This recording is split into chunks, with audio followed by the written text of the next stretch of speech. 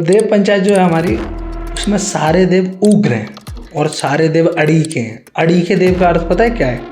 कि उग्र और अपने पे अड़ जाएं तो हटते नहीं है, हिलते नहीं है। कोई हल्का तो है ही नहीं। आप तो पितृ को भी हल्का नहीं कह सकते हमारे। क्यों नहीं कह सकते पता है? वो पितृ वही तो है जिन्होंने देवों की पूजा कर ली। राइट। अब जब किसी ने काली का आह्वान करा, काली का काम करने तो शमशान के प्रेत ही जाएंगे ना भाई। राइट। जब शमशान के प्रेत जाएंगे और तो गलत ही है ना। आप किसी को दिखाओगे मेरे घर में भूत नाच रहे हैं, अबे तुम पूज मशानी रहे हो, तुम पूज बाबरी रहे हो। तो 56 करोड़ की जिनकी बात हो रही है, हल्की ऊर्जा थोड़ी है, उग्र ऊर्जा ही तो है। आपको क्या लगता है वो जो शमशान की जो चीज़ें वो सज धज के बाल लगा के मेकअप करके थोड़ी आएंगी आपके आगे? माता भद्रकाली इतनी उग्र है, वीरभद्र इतने उग्र हैं कि देखने भर से बंदा कांप जाए आत्मा।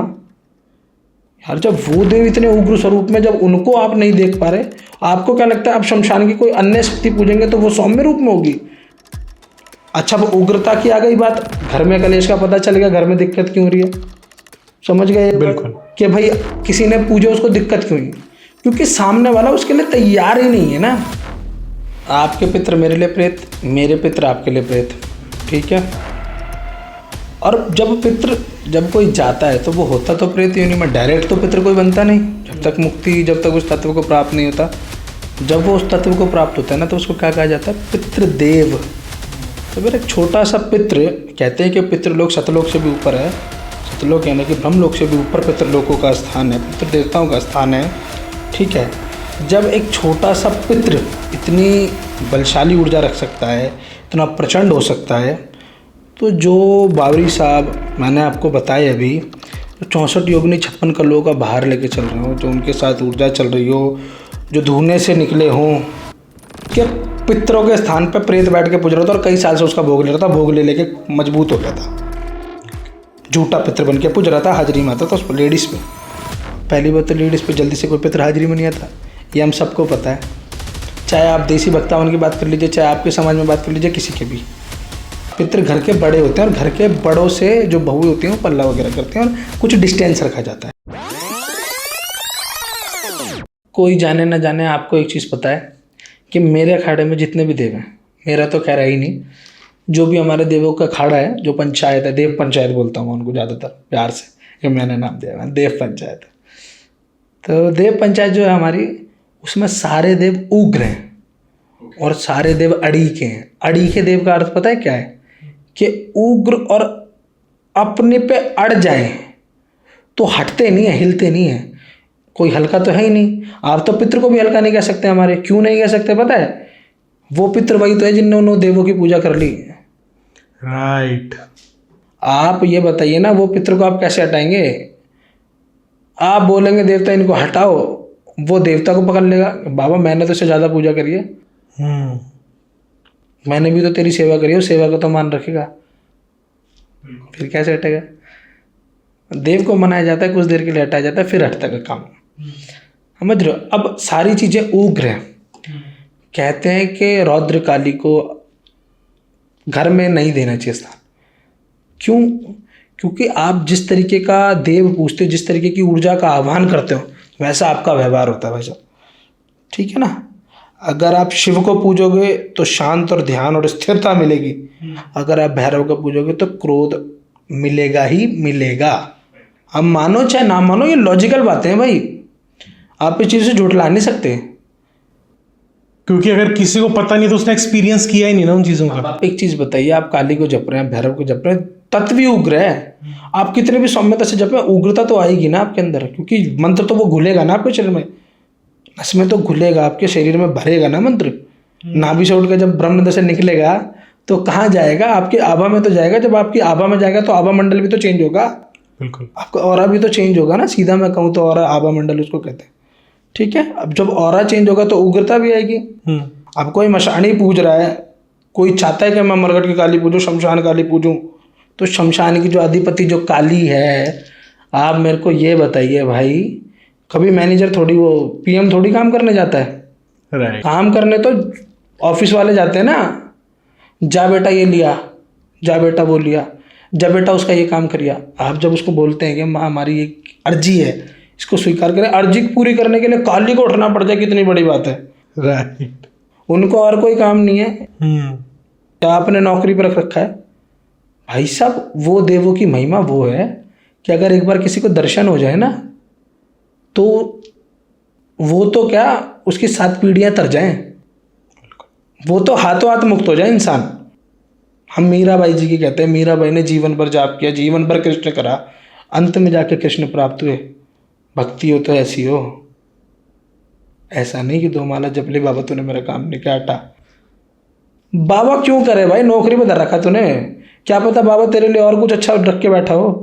तू छोटी सी चीज मांग रहा है बाबा से, पूरा ब्रह्मांड लेके बैठा हो तेरे लिए। अब जब किसी ने काली का आह्वान करा, काली का काम करने तो शमशान के प्रेत ही जाएंगे ना भाई। राइट। जब शमशान के प्रेत जाएंगे, और तो गलत ही है ना। अब किसी को दिखाओ भाई मेरे घर में भूत नाच रहे हैं, अबे तुम पूज मशानी रहे हो, तुम पूज बाबरी रहे हो। तो 56 का लोग जिनकी बात हो रही है, हल्की ऊर्जा थोड़ी है, उग्र ऊर्जा ही तो है।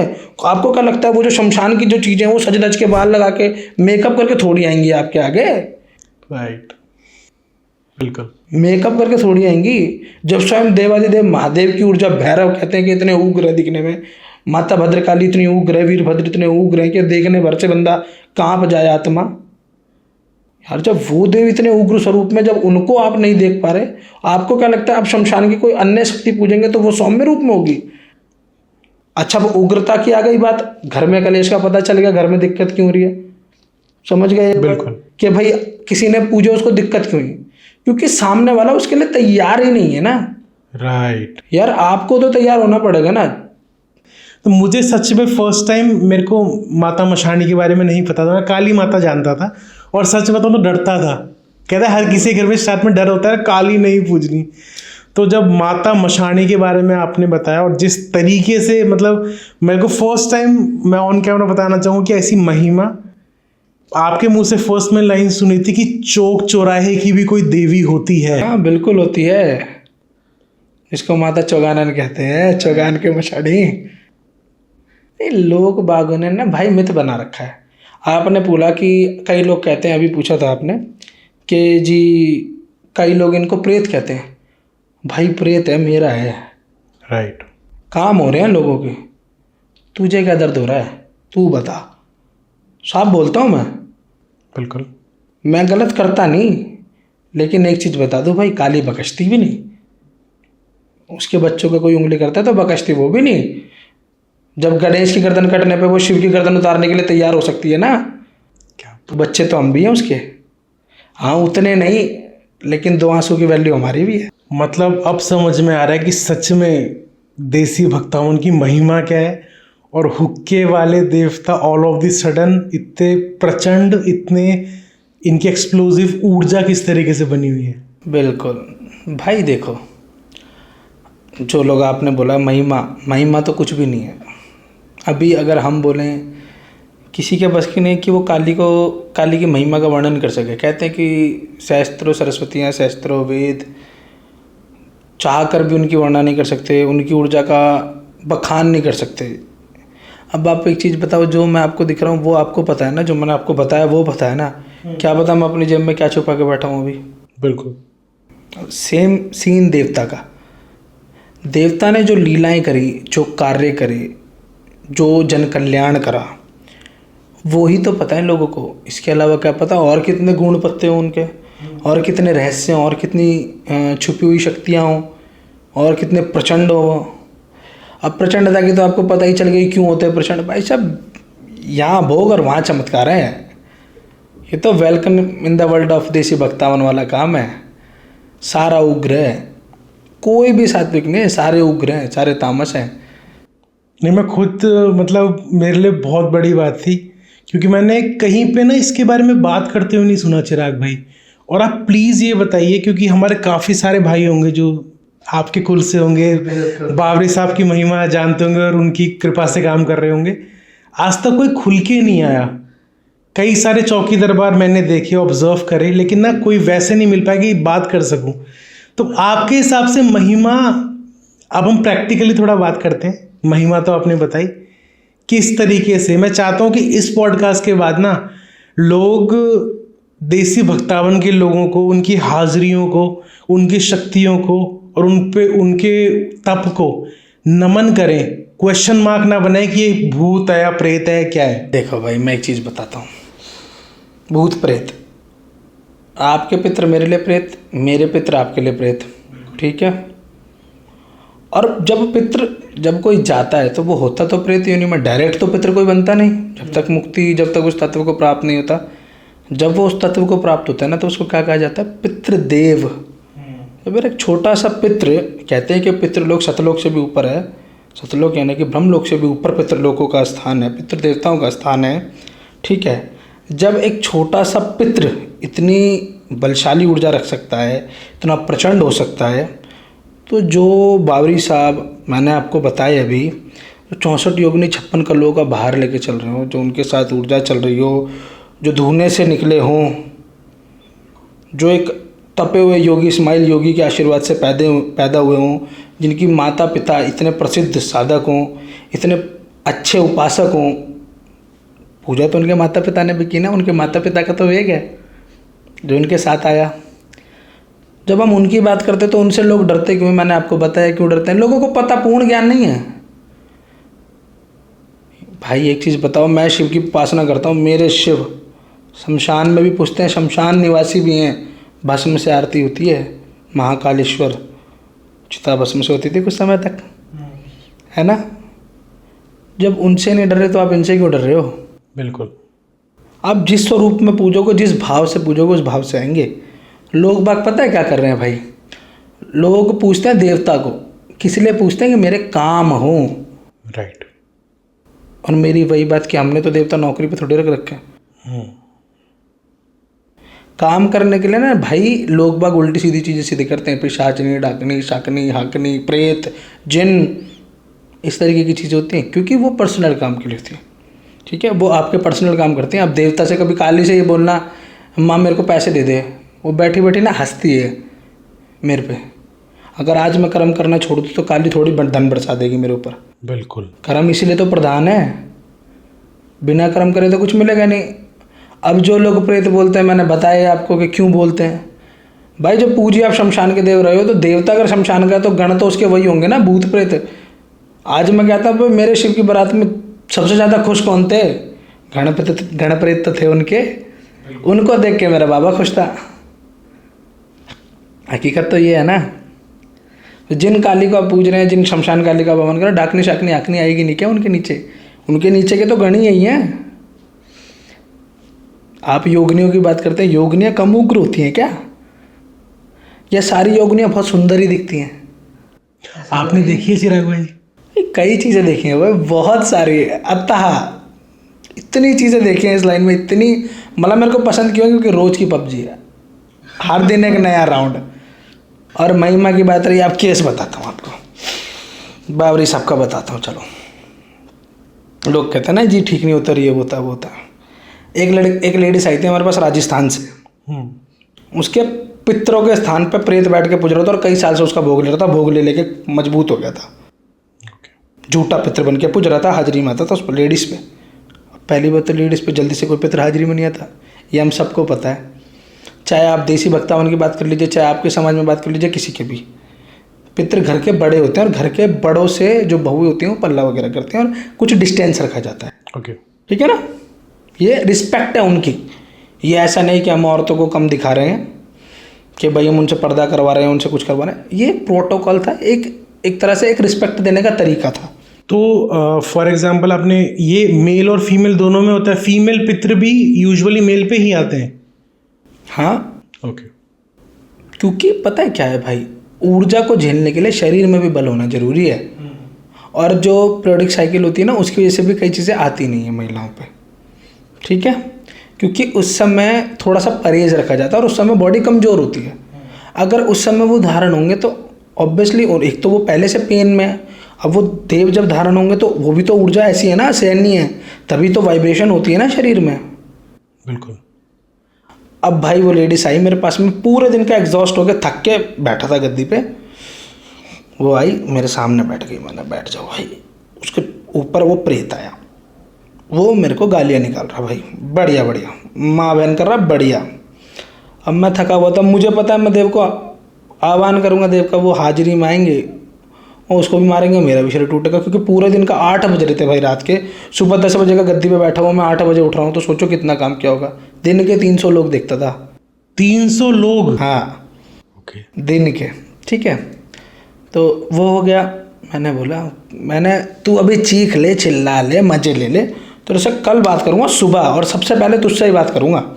वो प्रेत पता है मेरे को रात को क्या बोल रहा था कि ना तेरे देवता किसी काम के नहीं है, कोई मेरा कुछ नहीं बिगाड़ सकता। तेरे देवता किसी काम के नहीं, कोई मेरा कुछ नहीं बिगाड़ सकता, ये तो तेरा कोई काम नहीं कर सकता, मेरे को पूछ ले। मैंने कुछ नहीं कहा, यूँ मशानी की साइड देखा, मेरी गद्दी के बगल में तस्वीर थी, मैंने यूँ करके देखा। मैंने माई तुझे और मुझे ही पता है कि मैं कितनी टेढ़ बुद्धि का आदमी हूँ। मैंने अगर कल इसने मेरे आगे नाकरी रगड़ी ना तो मेरा घमंड टूट जाएगा।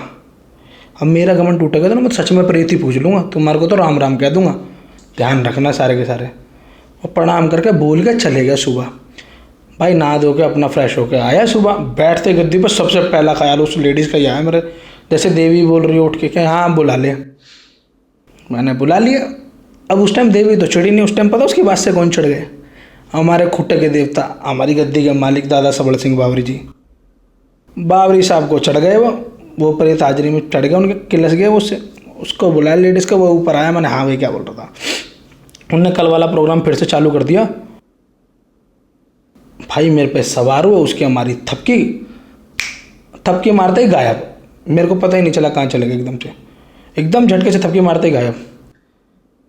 भाई राजस्थान में बैठे उसके पितरों के स्थान पर जो वो प्रेत बैठ के ऊर्जा ले रहा था ना, जो बैठ के इतनी बकवास कर रहा था, उसके मूल अंशों को, उसके मूल तत्वों को, उसके साथ साथ उसके घर के पितर औरत के जितने थे सबको उठा लाए थे वो, सबको।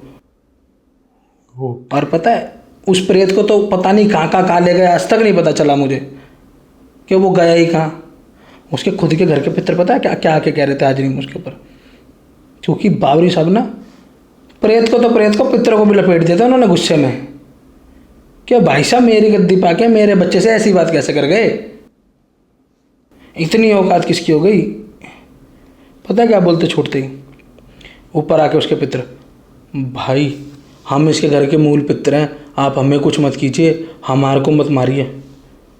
और मेरे ऊपर उस टाइम पता है धारण होकर कौन आता है, मशानी। ऐसे हाथ करके ऐसे बोलती है कि नाम मेरा चौगान की मशानी है, हाथ धर के चाट दूंगी, ढूंढते रहना कौन से पितर और कौन सा देवता मिल जाए तो। फिर मेरे गुरुजी वैसे बैठे हुए थे बगल में, कहते ये तो सुन नहीं रहे भाई साहब, आप सुन लो। मेरे गुरुजी ने मेरे को यूँ देखा और मैंने यूँ देखा, उन्होंने मेरी आंखों में देखते ही समझ गए वो कि देवी धारण है इसके, तो ये तो इस टाइम होश में नहीं है, पागल आदमी है इस टाइम। उन्होंने 5 मिनट फिर मेरे सर पे हाथ रखा, आके अपनी गद्दी छोड़ के मेरे सर पे हाथ रखा, शांत करा, मेरे को सहलाया, देवी को प्रणाम किया, तब शांत हुआ मैं। और फिर शांत हो जाने के बाद ऊपर जाके मेरे को कहते हैं छत पे, भाई तू क्यों करता है ऐसे काम, तू पागल है क्या, तू उसके घर के मूल पितर क्यों उठा रहा। मैंने थोड़ी उठाए हैं, जिसने उठाए उससे बोलो भाई साहब, मेरी इतनी औकात थोड़ी मैं जाकर राजस्थान उसके पितर उठा लूँ, इतना दम होता तो भगवान ही होता। सही बात। मैं देवता नहीं होता क्या फिर भाई, मैं देवता थोड़ी हूँ, जिस देवता ने करा उसके मत्था मारो भाई, बाबरी से पूछो क्यों करा है। जो मेरे को गुरुओं से ज्ञान मिला, जितना मैंने पढ़ा, और आपने भी बताया कि वैकुंठ लोक से भी ऊपर प्रभु विष्णु ने उनको स्थान दिया है, साक्षात पितृ देवी देवता। मैंने अपने गुरु से यह महिमा सुनी है पितरों की कि किसी के घर के शिवम भाई पितर अगर अच्छे हों और बलशाली हों तो आती गोली भी ऐसे हाथ से पकड़ के रोक दें। क्या बात है। और जिन बाबरियों की आप महिमा पूछ रहे हो, महिमा बताता हूँ, हमारे दादा परदादा बताते हैं, खैर हमारे जाप में और भक्ति में इतना तप तो नहीं था, उनकी की हुई भक्ति है। कहते थे जब हुक्का लगाते थे ना तो ऐसे हुक्का घूमता था और घूंट लगती थी हुक्के की, आवाज़ आती थी, बोलता था जैसे पीते हैं गुड़ करता है ना हुक्का, अपने आप स्तूल में पंचायत लगती थी देवताओं की। ये महिमा जानी है मैंने। आज भी मूर्थल धाम पे कहते हैं कि बाबरी साहब अपने आप हुक्का हिला देते हैं, वो रखा घूट आती है उसमें से धुआं निकलता है, इसे कहते हैं क्या ले देवता, हल्की बात नहीं है भाई। तो चिराग भाई, मैं सॉरी आपको बीच में रोकूंगा, मैं चाहता हूँ, मेरा मन है, आपने कई सारे मंदिरों का, मशानी मंदिर गुड़गांव का, दिल्ली का नाम लिया और मूर्थल का बताया, मैं चाहता हूँ और ऑन पॉडकास्ट बोलना चाहता हूँ कि काफ़ी सारे लोगों के कमेंट्स आते हैं, मैसेजेस आते हैं, मैं चाहता हूँ कि इन स्थानों पे मेरा मौका लगे मैं आपके साथ जाऊं, उन चीज़ों को कवर करें कि देवी देवताओं की महिमा क्या है। और लोग ना बेसिकली, मैंने ये पर्सनली फील किया है मेरे को उसमें भी, कि ना हम जितने ज़्यादा अपनी लाइफ में हमारा यूथ फंसता जा रहा है ना अपनी बिजी लाइफस्टाइल में, हम अपनी नींव भूलते जा रहे हैं। और फिर बेसिकली जो मेन जड़ें थी ना, जो मंदिर थे और उन जगहों को लोग याद ही नहीं रख पा रहे। बिल्कुल बिल्कुल भाई, बिल्कुल चलेंगे। मामाई ने कभी चाहा, मिलेंगे, चलेंगे वहाँ पे, दिखाएंगे, महिमा बताएंगे, ऊर्जा महसूस कराएंगे आपको बाकायदा।